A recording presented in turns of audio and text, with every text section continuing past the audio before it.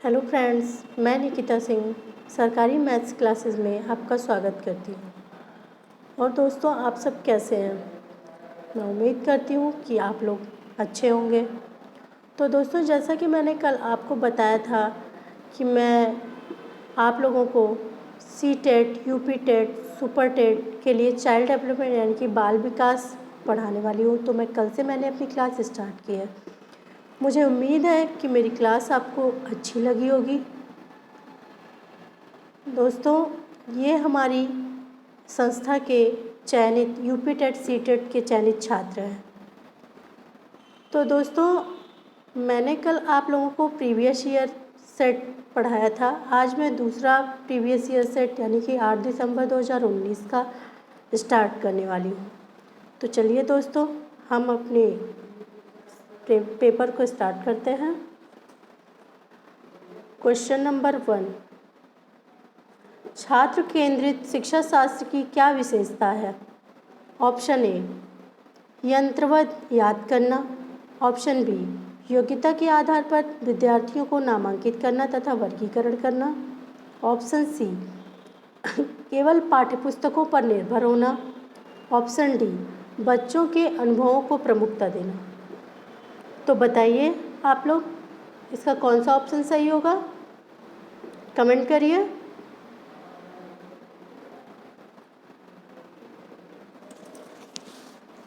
बताइए जल्दी। हाँ, ऑप्शन डी, बच्चों के अनुभवों को प्रमुखता देना। छात्र केंद्रित शिक्षा शास्त्र की ये विशेषता है कि हमें बच्चों के अनुभवों को प्रमुखता देना है। ओके, चलिए हम नेक्स्ट क्वेश्चन की ओर चलते हैं। क्वेश्चन नंबर 2, संवेग एवं संज्ञान एक दूसरे से हैं। ऑप्शन ए, सन्निहित। ऑप्शन बी, संबंधित नहीं।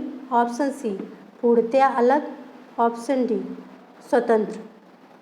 तो बताइए आप लोग, इसका कौन सा ऑप्शन सही होगा? कमेंट करिए दोस्तों। संवेग एवं संज्ञान एक दूसरे से सन्निहित हैं। क्या है? सन्निहित है। ओके, चलिए हम नेक्स्ट क्वेश्चन पे चलते हैं।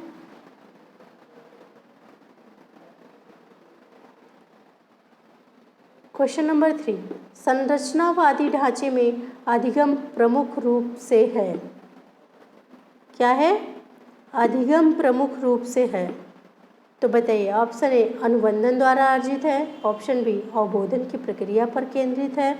ऑप्शन सी, यंत्रवत याद करने पर आधारित है। ऑप्शन डी, प्रगलन पर केंद्रित है। तो बताइए इसका कौन सा ऑप्शन सही है? कमेंट करिए। बताइए दोस्तों। ऑप्शन बी, अवबोधन की प्रक्रिया पर केंद्रित है। ओके, चलिए हम नेक्स्ट क्वेश्चन की तरफ चलते हैं। क्वेश्चन नंबर 4, अनेक घटनाओं के बारे में बच्चों के द्वारा बनाए गए सहजानुभूत सिद्धांतों के संदर्भ में एक शिक्षिका को क्या करना चाहिए? बार बार याद करने। ऑप्शन ए, बार बार याद करने के द्वारा एक सही सिद्धांत से बदल देना चाहिए। ऑप्शन बी, प्रतिकूल प्रमाण एवं उदाहरणों को प्रस्तुत करके बच्चों के इन सिद्धांतों को चुनौती देना चाहिए। ऑप्शन सी, बच्चों के इन सिद्धांतों को अनदेखा करना चाहिए। ऑप्शन डी, बच्चों को दंडित करना चाहिए। तो बताइए दोस्तों, इसका कौन सा ऑप्शन सही होगा? तो देखिए दोस्तों, जैसा कि मैंने कल आपको बताया था कि बार बार याद करना या फिर बच्चों के सिद्धांतों को अनदेखा करना या फिर बच्चों को दंडित करना, जहाँ भी नेगेटिव पॉइंट आएगा उस ऑप्शन को हम काट देंगे। ओके, हाँ, तो इसका ऑप्शन बी सही होगा।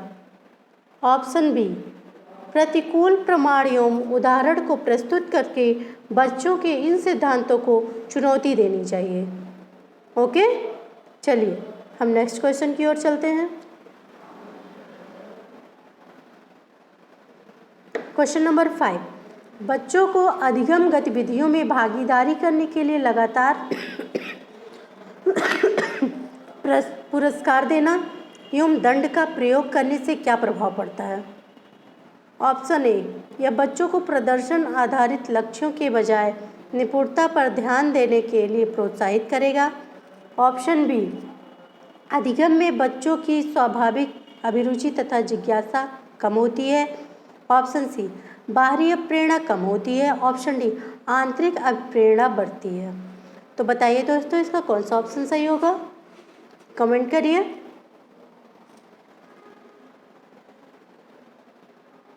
बच्चों को अधिगम गतिविधियों में भागीदारी करने के लिए लगातार पुरस्कार देना एवं दंड का प्रयोग करने से क्या प्रभाव पड़ता है?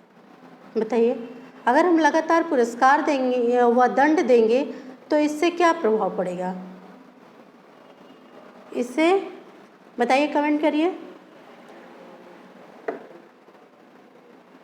क्या इससे बाहरी प्रेरणा कम होती है या आंतरिक प्रेरणा बढ़ती है?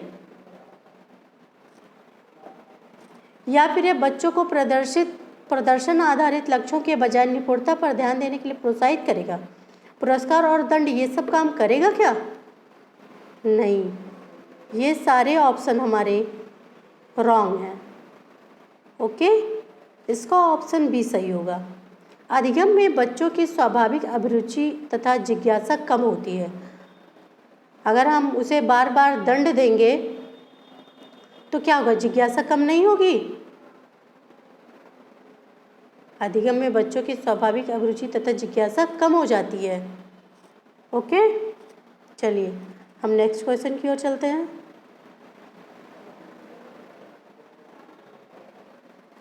क्वेश्चन 6, संरचनावादी सिद्धांतों के अनुसार अधिगम के बारे में निम्नलिखित कथनों में से कौन सा सही है? ऑप्शन ए, अधिगम आवृत्तीय संबंध के द्वारा व्यवहारों का अनुबंधन है। ऑप्शन बी, अधिगम संक्रिय विनियोजन के द्वारा ज्ञान की संरचना की प्रक्रिया है। ऑप्शन सी, अधिगम पुनरुत्पादन एवं स्मरण की प्रक्रिया है। ऑप्शन डी, अधिगम यंत्रवत याद करने की प्रक्रिया है। बताइए दोस्तों, इसका कौन सा ऑप्शन सही है? कमेंट करिए।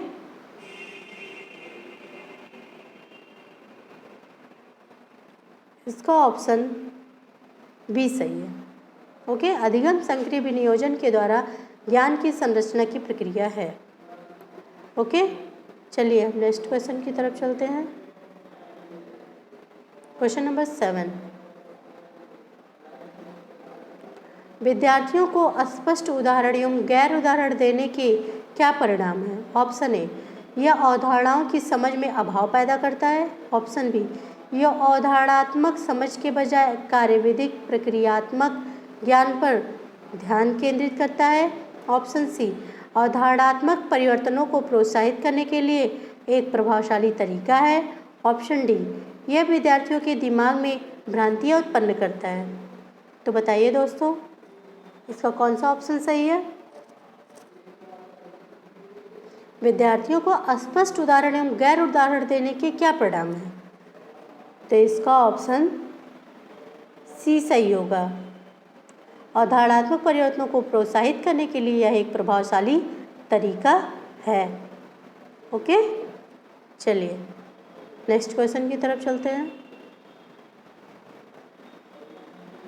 क्वेश्चन नंबर 8, एक प्राथमिक विद्यालय की अध्यापिका बच्चों को एक प्रभावशाली समस्या समाधानकर्ता बनने के लिए किस प्रकार से प्रोत्साहित कर सकती है? बताइए, इसका ऑप्शन ए, गलत उत्तरों को अस्वीकार करके एवं दंडित करके। ऑप्शन बी, बच्चों को सहजानुभूत अनुमान लगाने के लिए प्रोत्साहित करके तथा उसी पर आधारित विचार मंथन करके। ऑप्शन सी, प्रत्येक छोटे कार्य के लिए भौतिक पुरस्कार देकर। ऑप्शन डी, केवल प्रक्रियात्मक ज्ञान पर बल या महत्व देकर। बताइए, इसका कौन सा ऑप्शन सही है? तो दोस्तों, जैसे कि मैंने आपको पहले बताया था कि कोई भी नेगेटिव वर्ड हो, हमें पहले उसको छांट देना है, उसको अलग कर देना है। ठीक है, जैसे ऑप्शन ए, गलत उत्तरों को अस्वीकार करके एवं दंडित करके। हमें बच्चों को दंड कभी नहीं देना है। ओके, तो ये ऑप्शन मेरा कट जाता है। ऑप्शन सी, प्रत्येक छोटे कार्य के लिए भौतिक पुरस्कार देकर। अगर हम छोटे छोटे कार्यों के लिए सिर्फ पुरस्कार देंगे तो बच्चे तो हमेशा लालची टाइप के हो जाएंगे ना, वो कि हमें पुरस्कार मिलेगा इसलिए वो कार्य करेंगे। तो इसलिए ये ऑप्शन भी हमारा गलत है। ऑप्शन डी, केवल प्रक्रियात्मक ज्ञान पर बल या महत्व देकर। तो यहाँ पे केवल है, हमें केवल वर्ड जहाँ है उसे पहले काट देना चाहिए। ओके, तो ये ऑप्शन भी मेरा निगेटिव है। ओके, इसका ऑप्शन बी सही होगा। बच्चों को सहजानुभूत अनुमान लगाने के लिए प्रोत्साहित करके तथा उसी पर आधारित विचार मंथन करके। ओके दोस्तों, अगर आप सीडीपी की बातों को, इसकी भाषा को अच्छे से समझ गए ना, तो ये बहुत आसान है इसके क्वेश्चन को सॉल्व करना। ओके, चलिए हमारा नेक्स्ट क्वेश्चन है, निम्नलिखित में से कौन सी प्रथाएं सार्थक अधिगम को बढ़ावा देती हैं?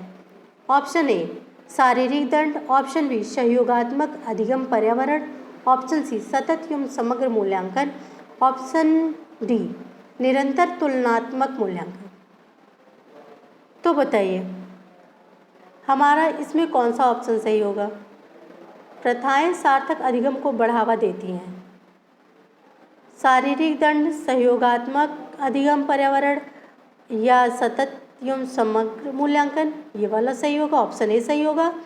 ये ऑप्शन बी में है सेकंड, थर्ड और फोर्थ, ये वाला सही होगा।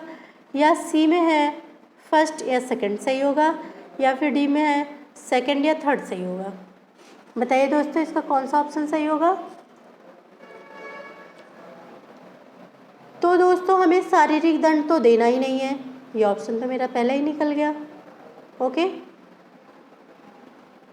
और निरंतर तुलनात्मक मूल्यांकन मतलब हमेशा हमें लगातार किसी की तुलना हर चीज़ में नहीं करनी चाहिए।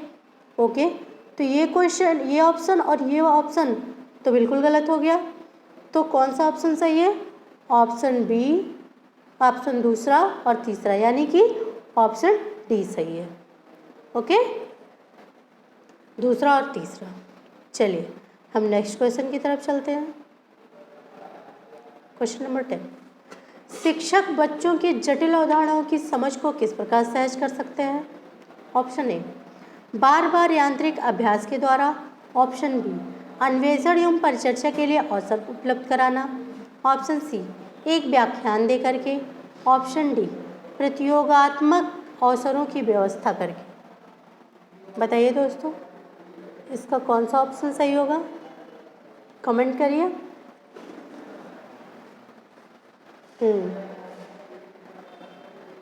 इसका ऑप्शन बी सही होगा। हमें अन्वेषण एवं परिचर्चा के लिए अवसर उपलब्ध है, हमें बच्चों को हमेशा अवसर देना है, खोज के लिए, एक दूसरे से चर्चा के लिए, एक दूसरे से बात करके हम किसी भी समस्या का हल निकाल सकते हैं। इन सब का हमें बच्चों को अवसर देना है। ओके, तो बच्चों इसका ऑप्शन बी राइट है। ओके, चलिए नेक्स्ट क्वेश्चन की तरफ चलते हैं। तो दोस्तों हमारा वीडियो आपको कैसा लग रहा है? आप लाइक, शेयर एंड सब्सक्राइब ज़रूर कीजिएगा और कमेंट में ज़रूर बताइएगा कि मेरा वीडियो आप लोगों को कैसा लगा, जिससे हम भी मोटिवेट होते रहें और आपको अच्छा से अच्छा वीडियो प्रोवाइड करा सकें। ओके, चलिए हमारा नेक्स्ट क्वेश्चन है, वैयक्तिक विभिन्नताओं का प्राथमिक कारण क्या है? ऑप्शन ए पर्यावरणीय प्रभाव, ऑप्शन बी आनुवंशिकता एवं पर्यावरण के बीच जटिल पारस्परिक क्रिया, ऑप्शन सी लोगों के द्वारा माता पिता से प्राप्त आनुवंशिक संकेत पद्धति, ऑप्शन डी जन्मजात विशेषताएं। तो बताइए दोस्तों इसका कौन सा ऑप्शन सही है? बताइए, कमेंट करिए। तो वैयक्तिक विभिन्नता हमारे आनुवंशिकता से और पर्यावरण से दोनों के पारस्परिक संयोग से होता है। ओके, तो इसका ऑप्शन बी करेक्ट है। Okay, option B. चलिए नेक्स्ट क्वेश्चन की तरफ चलते हैं। क्वेश्चन नंबर 12, निम्नलिखित में से कौन सा द्वितीयक समाजीकरण एजेंसी का उदाहरण है?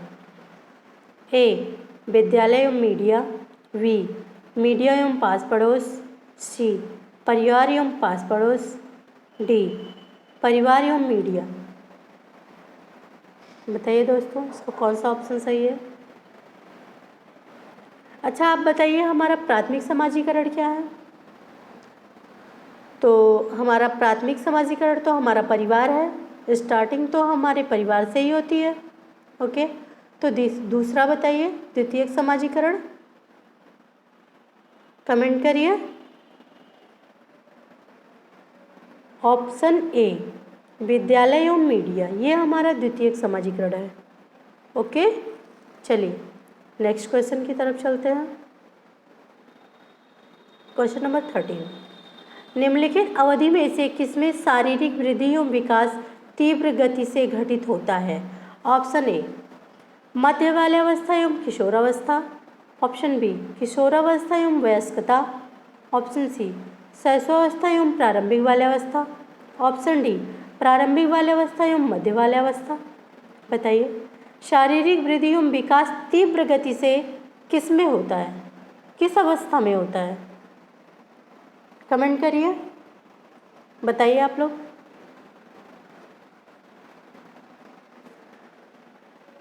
तो ये हमारा ऑप्शन सी इज राइट, ये वाला ऑप्शन सही होगा। शैशवावस्था में एवं प्रारंभिक बाल्यावस्था में हमारी शारीरिक वृद्धि एवं विकास की गति बहुत तेज़ी से होती है। ये हम आपको जब चैप्टर वाइज पढ़ाएंगे तो एक्सप्लेन करके बताएंगे कि कैसे कैसे क्या क्या किन किन अवस्थाओं में होता है। ओके, तो ऑप्शन सी करेक्ट है। चलिए हम नेक्स्ट क्वेश्चन की तरफ चलते हैं। क्वेश्चन नंबर 14, निम्नलिखित में से कौन सा विकास का सिद्धांत नहीं है?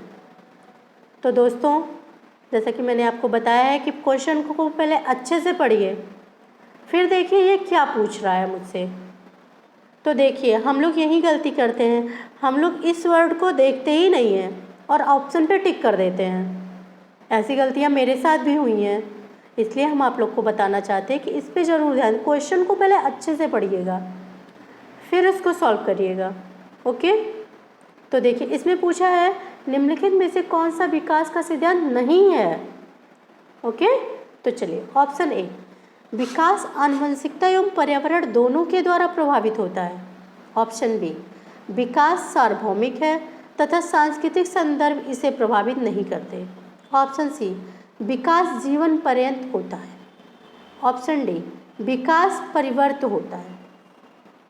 तो बताइए आप लोग, कमेंट करिए कौन सा ऑप्शन इसका सही है।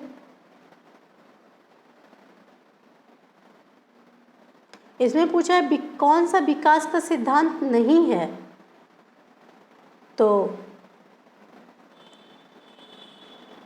देखिए इसका ऑप्शन ए में विकास आनुवंशिकता एवं पर्यावरण दोनों द्वारा प्रभावित होता है, ये बात सत्य है। विकास जीवन पर्यंत होता है, ये भी सत्य है। विकास परिवर्त होता है, ये भी सत्य है। तो और विकास सार्वभौमिक है तथा सांस्कृतिक संदर्भ इसे प्रभावित नहीं करते हैं, ये वाला ऑप्शन मेरा, ये वाला इसमें क्वेश्चन में पूछा गया कि क्या नहीं है विकास का सिद्धांत, तो ऑप्शन बी होगा। ओके, चलिए नेक्स्ट क्वेश्चन की तरफ चलते हैं। क्वेश्चन नंबर 15, कक्षा में परिचर्चा के दौरान एक शिक्षक प्रायः लड़कियों की तुलना में लड़कों पर अधिक ध्यान देता है, यह किसका उदाहरण है? बताइए आप लोग। मुझे उम्मीद है कि ये वाला क्वेश्चन तो आप लोग पक्का कर लेंगे। लड़कियों और लड़कों में भेदभाव नहीं होना चाहिए।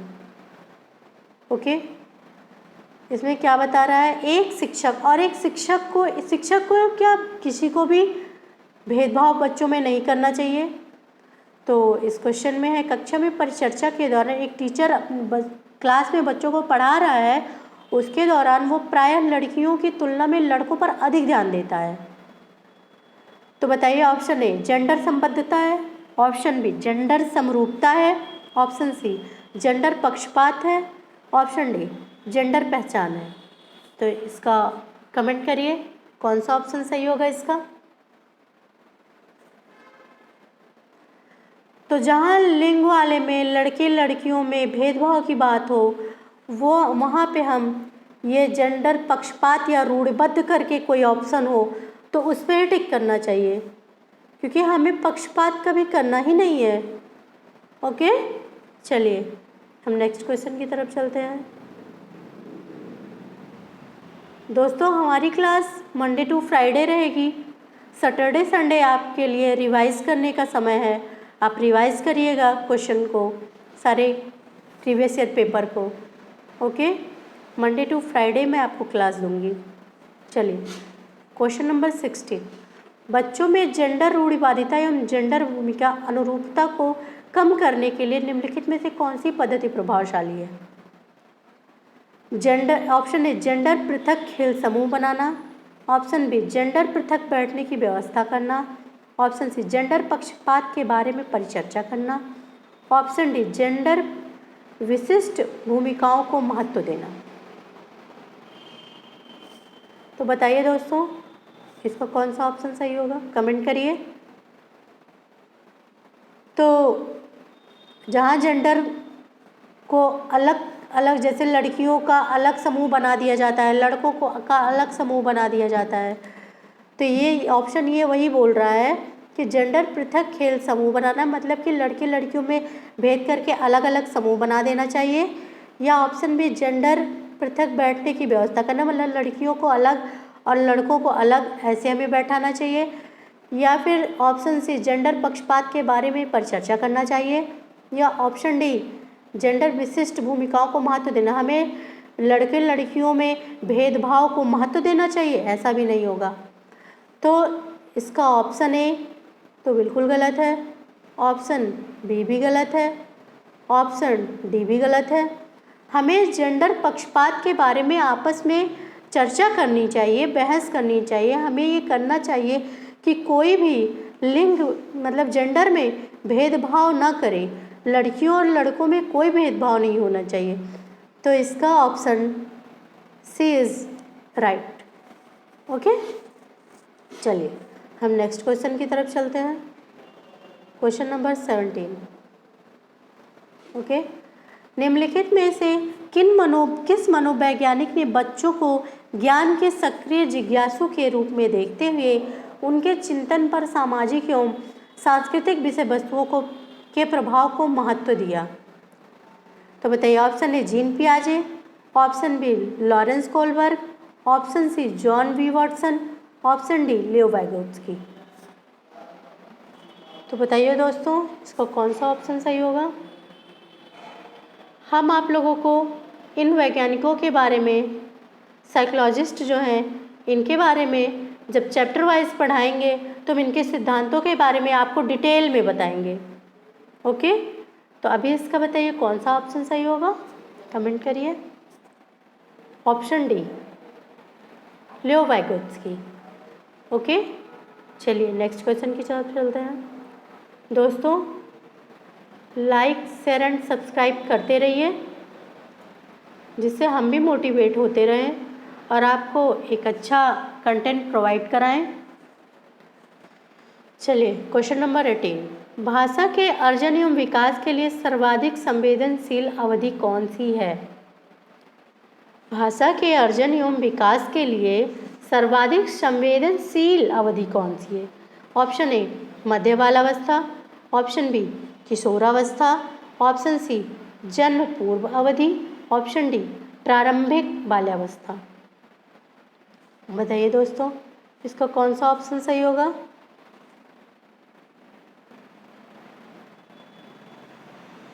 ऑप्शन डी इसका सही होगा, प्रारंभिक बाल्यावस्था। ओके, चलिए नेक्स्ट क्वेश्चन की तरफ चलते हैं।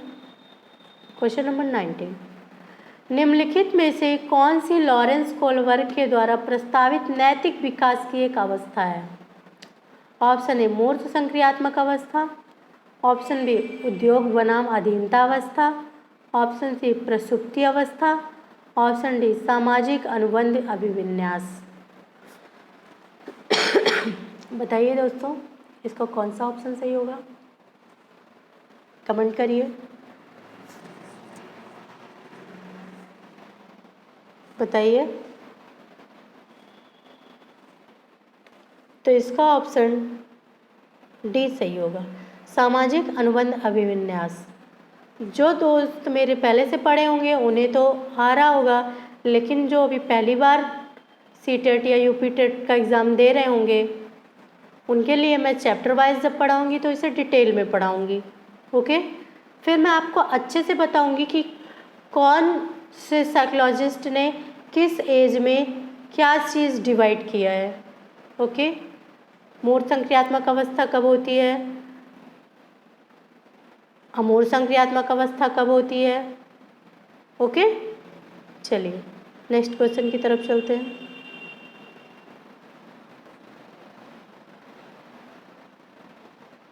क्वेश्चन नंबर 20, निम्नलिखित व्यवहारों में से कौन सा जीन पियाजे के द्वारा प्रस्तावित मूर्त संक्रियात्मक अवस्था को विशेषित करता है? ऑप्शन ए अस्थगित अनुकरण पदार्थ स्थायित्व, ऑप्शन बी प्रतीकात्मक खेल विचारों की अनुत्क्रमणीयता, ऑप्शन सी परिकल्पित निगमनात्मक तर्क साध्यात्मक विचार, ऑप्शन डी संरक्षण कक्षा समावेशन। तो बताइए दोस्तों, इसका कौन सा ऑप्शन सही है? इसका ऑप्शन डी सही है। ओके, चलिए नेक्स्ट क्वेश्चन की तरफ चलते हैं।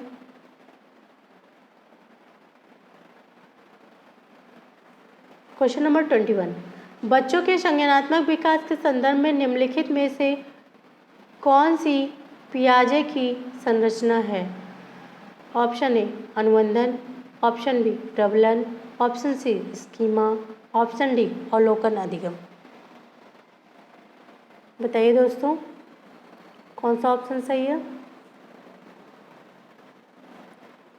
Option C. ओके, चलिए नेक्स्ट क्वेश्चन की तरफ चलते हैं।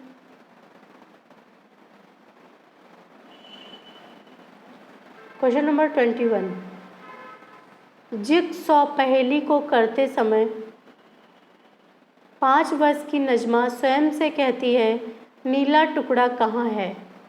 नहीं, ये वाला नहीं, गाढ़े रंग वाला जिससे यह जूता पूरा बन जाएगा। इस प्रकार की वार्ता को वाइगोत्स्की किस तरह संबोधित करते हैं? ऑप्शन ए ढांचा, ऑप्शन बी आत्मकेंद्रित वार्ता, ऑप्शन सी व्यक्तिगत वार्ता, ऑप्शन डी जोर से बोलना। तो बताइए दोस्तों, इसका कौन सा ऑप्शन सही है? दोस्तों, इसका ऑप्शन सी सही है, व्यक्तिगत वार्ता। वो खुद से ही क्वेश्चन भी कर रही है और खुद से उसका आंसर भी दे रही है, खुद से ही बोल रही है। ओके, चलिए नेक्स्ट क्वेश्चन की तरफ चलते हैं।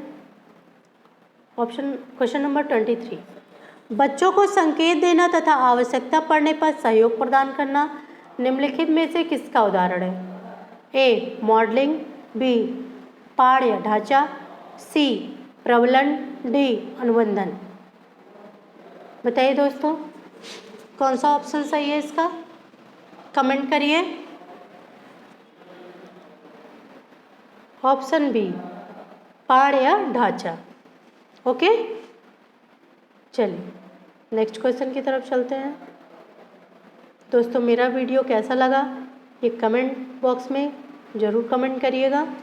ओके, चलिए क्वेश्चन नंबर 24, रूही हमेशा समस्या के एकाधिक समाधानों के बारे में सोचती है। इनमें से काफ़ी समाधान मौलिक होते हैं। रूही किन गुणों का प्रदर्शन कर रही है? ऑप्शन ए अनम्य विचारक, ऑप्शन बी आत्मकेंद्रित विचारक, ऑप्शन सी सृजनात्मक विचारक, ऑप्शन डी अभिसारिक विचारक। बताइए दोस्तों, कमेंट करिए इसका कौन सा ऑप्शन सही है। ऑप्शन सी, सृजनात्मक विचार। ओके, चलिए नेक्स्ट क्वेश्चन की तरफ चलते हैं। क्वेश्चन नंबर 25, आकलन का प्राथमिक उद्देश्य क्या होना चाहिए। ऑप्शन ए, विद्यार्थियों के प्राप्तांकों के आधार पर उनको नामांकित करना। ऑप्शन बी, रिपोर्ट कार्ड में उत्तीर्ण या अनुत्तीर्ण अंकित करना। ऑप्शन सी, विद्यार्थियों के लिए श्रेणी निश्चित करना। ऑप्शन डी, संबंधित अवधारणाओं के बारे में बच्चों की अस्पष्टता को तथा भ्रांतियों को समझना। बताइए दोस्तों इसका कौन सा ऑप्शन सही होगा।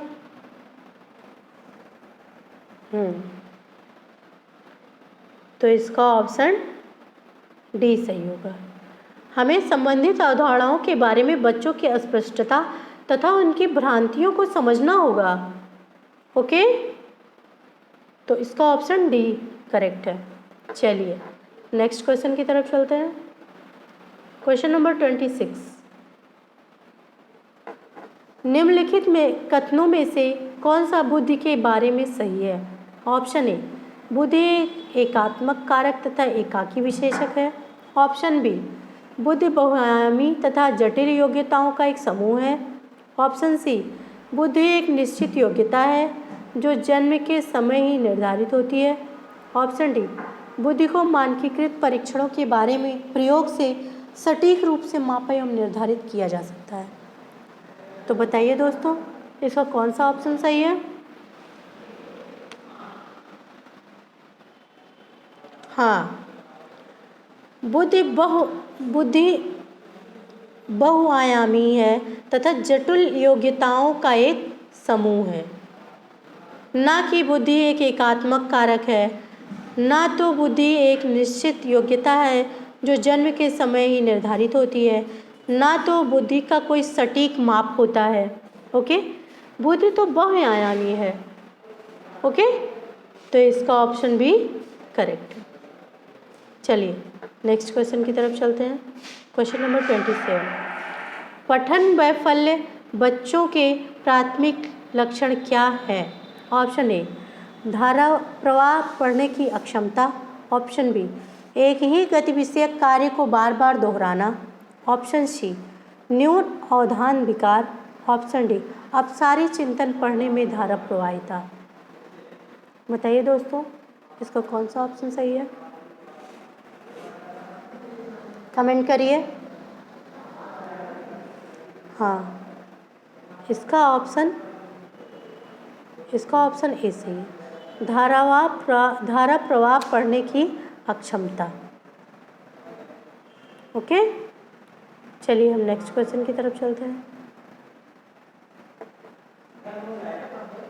क्वेश्चन नंबर 28, शिक्षा का अधिकार अधिनियम 2009 में उल्लेख की गई समावेशी शिक्षा की अवधारणा निम्नलिखित में किस पर आधारित है।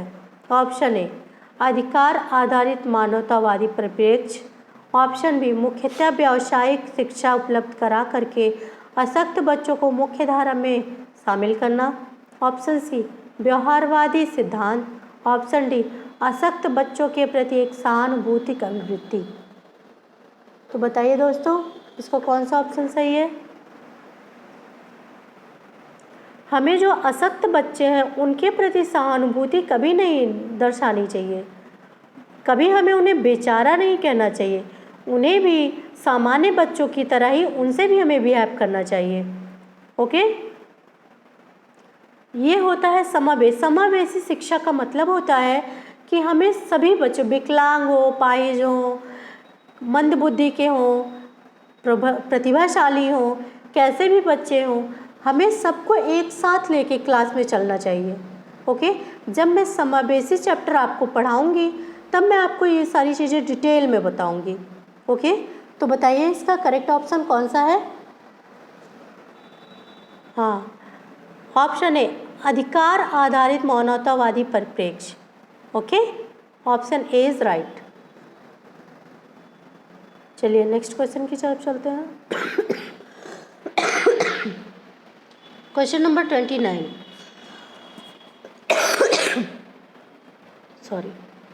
शिक्षण अधिगम प्रक्रिया में वंचित समूह से संबंधित विद्यार्थियों के द्वारा सहभागिता कम होने की स्थिति में एक शिक्षक को क्या करना चाहिए? बताइए, एक शिक्षक होने के नाते आप क्या करेंगे? ऑप्शन ए, इन विद्यार्थियों से अपनी अपेक्षाओं को कम करना चाहिए। ऑप्शन बी, अपनी शिक्षण पद्धति पर विचार करना चाहिए तथा बच्चों की सहभागिता में सुधार करने के लिए नए तरीके ढूंढने चाहिए। ऑप्शन सी, बच्चों को विद्यालय छोड़ने के लिए कहना चाहिए। ऑप्शन डी, इस स्थिति को जैसी है स्वीकार कर लेनी चाहिए। बताइए दोस्तों, अगर शिक्षण अधिगम प्रक्रिया में वंचित समूह में संबंधित विद्यार्थियों के द्वारा सहभागिता कम होने की स्थिति है तो एक शिक्षक को क्या करना चाहिए? क्या हमें उनसे अपेक्षाओं को कम कर लेना चाहिए? बिल्कुल नहीं। क्या हमें बच्चों से विद्यालय को छोड़ देने के लिए कह देना चाहिए? बिल्कुल नहीं। क्या वो जैसी स्थिति में हमें ऐसे ही स्वीकार कर लेना चाहिए? बिल्कुल नहीं। तो इसका ऑप्शन बी इज राइट। अपनी शिक्षण पद्धति पर विचार करना चाहिए तथा बच्चों की सहभागिता में सुधार करने के लिए एक नए तरीके ढूंढना चाहिए। ओके, तो ऑप्शन बी करेक्ट है। चलिए हम नेक्स्ट क्वेश्चन की ओर चलते हैं। दोस्तों, ये हमारा लास्ट क्वेश्चन होगा। हम 30 क्वेश्चन आपको एक सेट में कराएंगे। ओके, चलिए।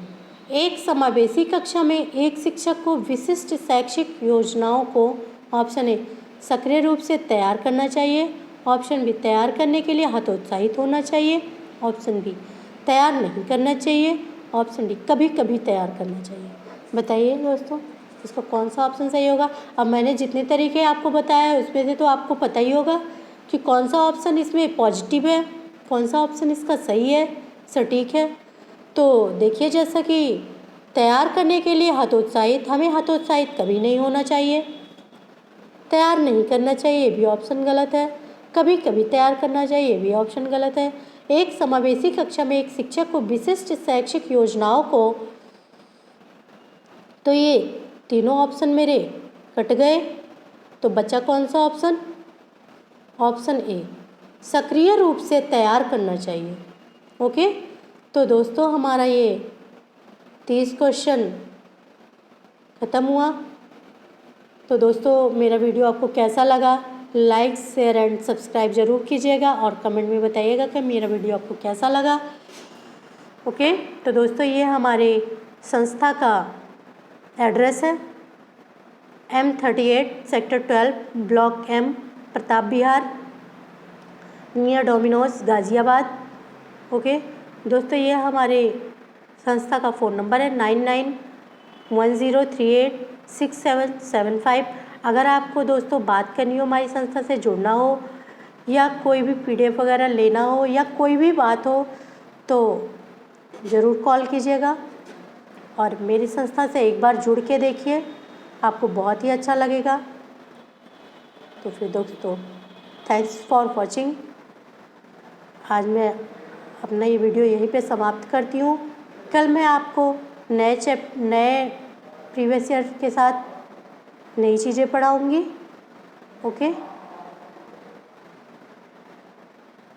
ओके दोस्तों, थैंक यू।